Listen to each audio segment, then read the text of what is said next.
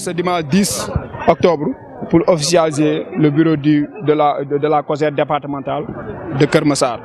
Donc à l'unanimité, la majorité des jeunes sont tombés d'accord de me choisir comme coordinateur de l'instance jeunesse du département avec un bureau officiel qu'on va bien sûr élargir. Certes, il y a quelques divergences, il y a quelques-uns qui sont mécontents, mais on va élargir le bureau, élargir les responsables afin que tous ces jeunes-là qui sont des jeunes du président Macky Sall soient dans cette instance de décision-là pour le parti, pour le président Macky Sall, mais également pour le niveau département de Keur Massar. Oui. Mais une installation qui s'est terminée en peu de poisson. Oui, bon, c'est la politique. Vous savez que nous sommes dans une instance jeunesse et également il est normal qu'il n'y ait pas tout le monde, que tout le monde soit d'accord. Mais l'essentiel c'est qu'on a la majorité qui est là, qui est d'accord sur cette décision-là. Donc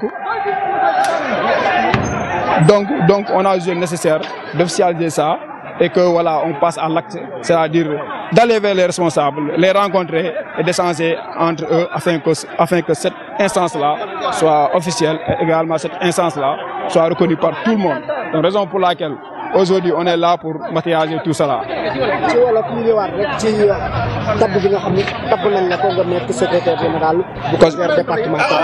Donc coordonnateur là, parce que dans le parti APR on dit coordonnateur. Donc tay dañoo ñëwoon tay fi ginnaaw bu ñu waxtaanee pendant plus de 3 mois ay waxtaan yi bëri entre les responsables des jeunes qui sont dans ce nouveau département là, muy les 6 communes du nouveau département de Keur Massar. ñu waxtaan suñu biir tënk que ni il est temps que jeunesse nouveau département bu Keur Massar am jiit am bureau structurel boo xamante ne kenn ku nekk muy jeunes yi dañ si am kàddu mën a wax di mën a liggéeyal président de la République son excellence Macky Sall si département bi nga xam ne mooy département bees bi. donc si loolu la ñu déggoo si kàddu ñu ne tey dañuy ñëw fii nii pour officialiser loolu noonu après bi ñu waxtaanee suñu biir tàbb jiit yàlla def nag. ñu jiital ma man mi mu doon benn responsabilité bu 10 mën na nga ko en toute responsabilité en tant que jeune du parti jeune du président Macky Sall ñu nangu responsabilité boobu ñu teg suñu kaw te dinañ ko jël en toute responsabilité avec tous les jeunes.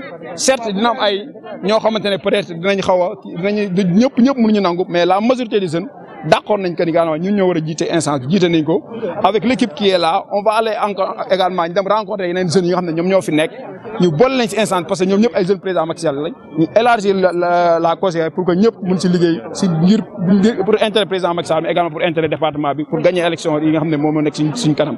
jeunes yi bokk également si instance de décision yi nga xam ne de mooy élection locale yi surtout. waaw waaye tabbul la boo xamante ni jaar ci yoon ndax bu ñu gisee ni mu mujjee.